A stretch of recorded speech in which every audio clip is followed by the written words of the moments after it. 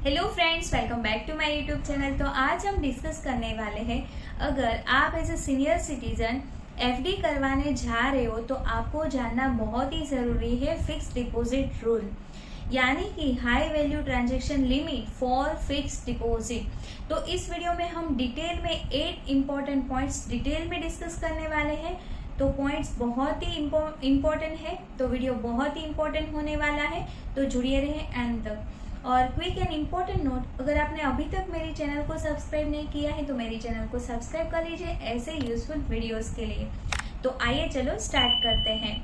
तो यहाँ पे फर्स्ट फिक्स डिपॉजिट रूल्स की बात करें तो कोई भी पर्सन कोई भी बैंक में कितनी भी नंबर ऑफ एफडी ओपन करवा सकते हैं, यानी कि कोई भी बैंक पोस्ट ऑफिस में नंबर ऑफ एफडीज ओपन करवा सकते हैं। तो बैंक और पोस्ट ऑफिस ने कोई भी लिमिट डिफाइन नहीं करी गई है, बट इनकम टैक्स डिपार्टमेंट ने यहाँ पे लिमिट डिफाइन करी गई है।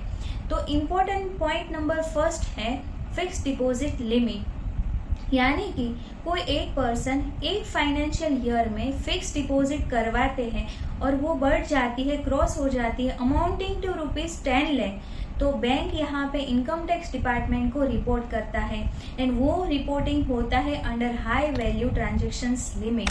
तो यहाँ पे ₹10 लाख है, वो एक फिक्स डिपॉजिट लिमिट है for high value transactions. But यहाँ पे ऐसा है कि कभी कभार आपने 10 लाख से अगर ज़्यादा भी एफडी करवा ली, तो इस सिचुएशन में क्या होगा, तो यहाँ पे सॉल्यूशन ऐसा है कि अगर आपने इनकम टैक्स रिटर्न फाइल किया है with proper source of fund, जो भी आपने ट्रांजैक्शन करे हैं उनको जस्टिफाई करे वैसा आपका इनकम टैक्स रिटर्न आपने फाइल करा है, तो यहाँ पे कोई टेंशन लेने की बात नहीं है। और ये जो ₹10 लाख की लिमिट है वो बैंक वाइज लिमिट दी गई है। Important point number 2, TDS on fix deposit. आप जब फिक्स डिपॉजिट करवाते हो तो उस पर आपको इंटरेस्ट मिलेगा। तो अगर वो इंटरेस्ट अमाउंट ₹50,000 से अगर ज़्यादा होता है तो एज पर सेक्शन 194A के तहत बैंक उस पर 10% का TDS काट लेता है।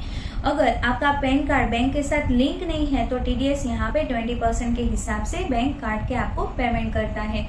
देन इम्पोर्टेंट पॉइंट नंबर 3 ऐसा है कि फॉर्म 15H वह तब यूज होता है जब आपकी जब आपकी इंटरेस्ट जो एफडी पे बना है वो ₹50,000 से ज्यादा हो रहा है एंड आपकी जो टोटल इनकम है वो बिलो टैक्सेबल लिमिट है। तो यहाँ पे आप as a senior citizen form 15H bank को सबमिट करवा के यहाँ पे ऐसी घोषणा कर सकते हो कि आपकी जो टोटल इनकम है वो बिलो एग्जेम्पशन लिमिट है, तो बैंक यहाँ पे TDS नहीं काटे।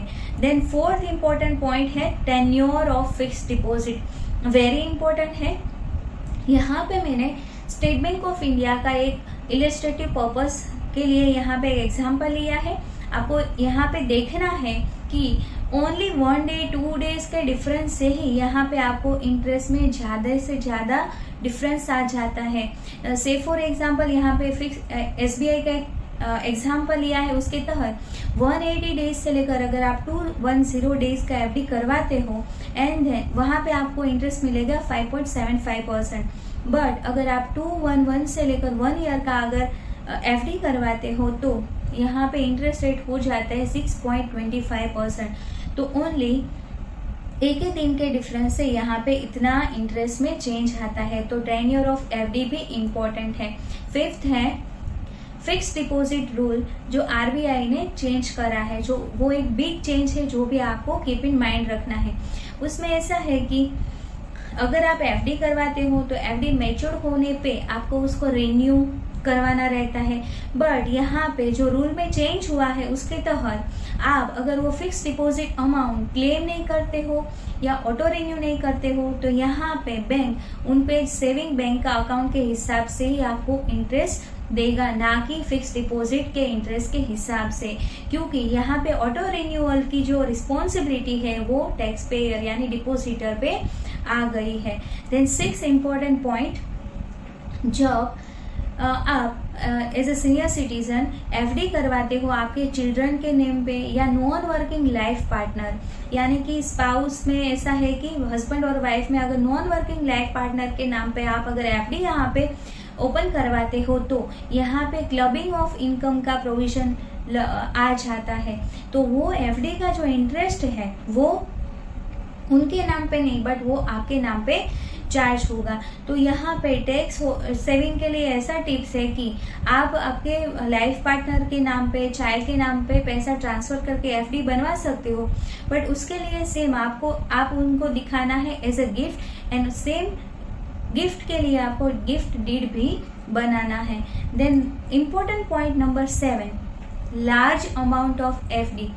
यहाँ पे ऐसा है कि आप जब भी बड़ी अमाउंट की एफडी करवाते हो तो यहाँ पे इट इज़ एडवाइजेबल कि आप अलग अलग बैंक में एफडी करवा लो, क्योंकि जब भी आपको पैसे की ज़रूरत है देन आप इजीली एफडी को ब्रेक करके पैसा यूज़ कर सकते हो।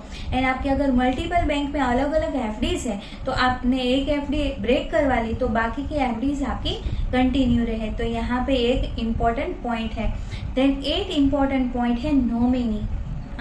यहाँ पे ऐसा है कि जब हम सेविंग अकाउंट ओपन करवाते हैं तो हम नॉमिनी डेफिनेटली ऐड करते हैं, बट जब हम फिक्स डिपॉजिट अगर हम ओपन करवाते हैं तो यहाँ पे भी नॉमिनी जरूर से जरूर ऐड करें, ताकि आपकी फैमिली को कोई भी क्लेम सेटलमेंट में कोई प्रॉब्लम ना आए। तो it is advisable to add nominee. तो हमने पूरे इम्पॉर्टेंट पॉइंट्स 8 जो डिस्कस किए, और हाई वैल्यू ट्रांजेक्शन्स के लिए ₹10 लाख की लिमिट गवर्नमेंट यानी इनकम टैक्स डिपार्टमेंट ने यहाँ पे डिफाइन करी गई है। बट यहाँ पे आपको अगर कोई टेंशन अगर नहीं लेना है कि अगर आपने इनकम टैक्स रिटर्न फाइल किया है एंड आपने जो भी रिटर्न फाइल किया है वो proper source justifying the transactions हो, तो यहाँ पे आपको कोई टेंशन नहीं लेना है। I hope this information is useful. ऐसे इंपॉर्टेंट वीडियोस के लिए आप मेरे चैनल को सब्सक्राइब करें। अगर आपको कोई भी क्वेरी है देन जरूर आप मुझे कमेंट करके पूछ सकते हो। अगर आपको वीडियो अच्छी लगी है देन वीडियो को लाइक करिए, जो आपकी लाइक हमें बहुत ही मोटिवेट करता है ऐसे इंपॉर्टेंट वीडियोस बनाने के लिए। तो अभी मिलते हैं नेक्स्ट वीडियो में। Till then stay healthy, stay wealthy. Thank you for watching. Thank you.